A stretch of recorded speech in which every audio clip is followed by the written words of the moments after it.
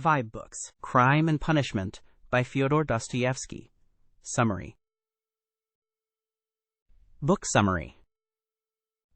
What if the answer to a murder wasn't justice or escape, but suffering itself?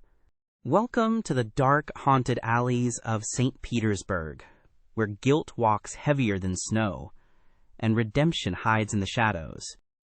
In Crime and Punishment by Fyodor Dostoyevsky, we follow a tormented soul whose brilliant mind can't save him from the crushing weight of his own conscience. This is not just a story about a crime. It's a psychological descent, a gripping confession of a man at war with himself. Meet Rodion Romanovich Raskolnikov, a once promising law student, now ragged, pale, and nearly starving.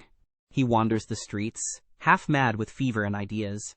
Ideas about power, about morality, about whether some people, extraordinary people, have the right to commit terrible acts if it means doing good in the end.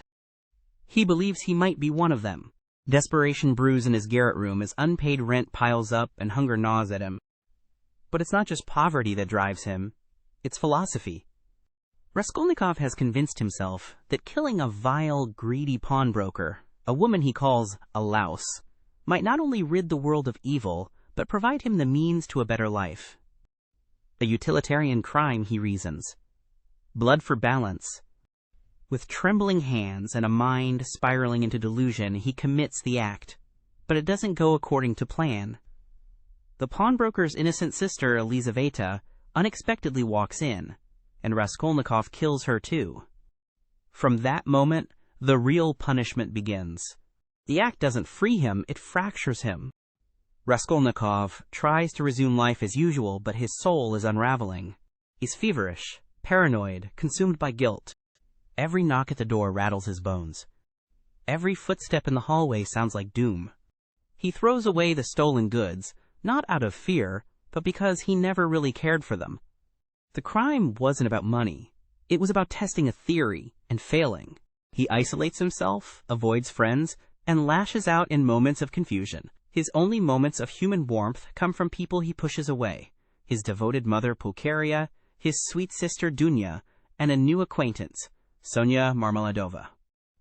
Sonya is perhaps the most quietly powerful character in the novel. A poor girl, forced into prostitution to feed her family, she lives in suffering but never abandons her faith. Her eyes are full of sorrow and hope, her voice soft with the weight of forgiveness. She becomes Raskolnikov's spiritual mirror, proof that true strength lies not in dominance, but in sacrifice.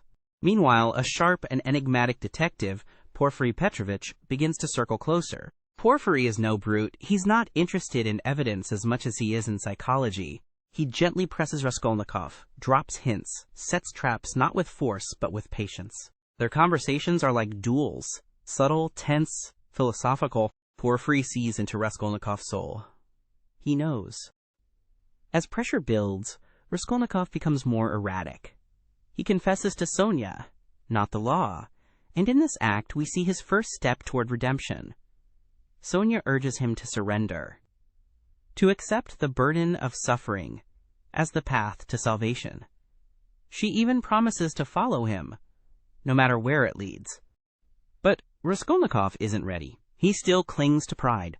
He believes suffering is for the weak, that he's beyond it, that his theory wasn't wrong, it was simply unfinished. And yet, everywhere he turns, life refutes him. He watches as his sister Dunya confronts the manipulative suitor Svidrigailov, a man who believes in pleasure over principle. Svidrigailov, a cold hedonist, ends his own life in silence, perhaps realizing the emptiness of his path. It's a stark contrast to Sonya's steadfast faith and Dunya's fierce dignity. At last, something breaks inside Raskolnikov. He kneels at a crossroads, kisses the earth, and confesses to the murder. The crowds watch in disbelief. Sonya is there, watching, waiting. He's sentenced to Siberia, a penal colony where the cold is sharp, the work brutal, the nights long. And yet, it is here, among the condemned and forgotten, that Raskolnikov begins to change. Sonya follows him, keeping her promise. She visits often, bringing not just comfort, but light.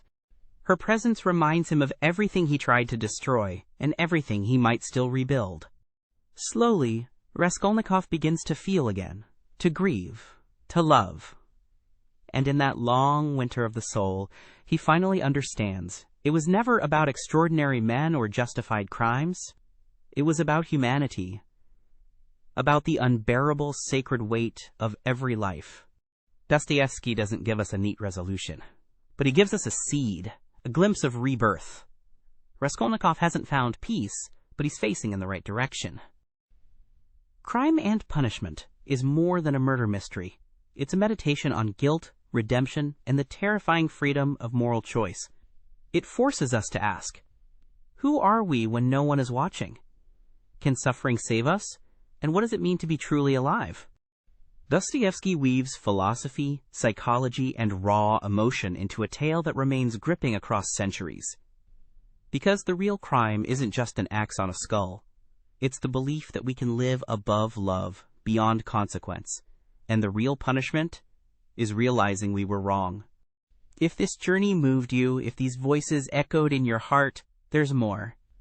Experience the full depths of Raskolnikov's mind and Sonia's grace by listening to the complete audiobook on the vibeBooks YouTube channel. Let the words breathe, let the questions linger, and let the story change you.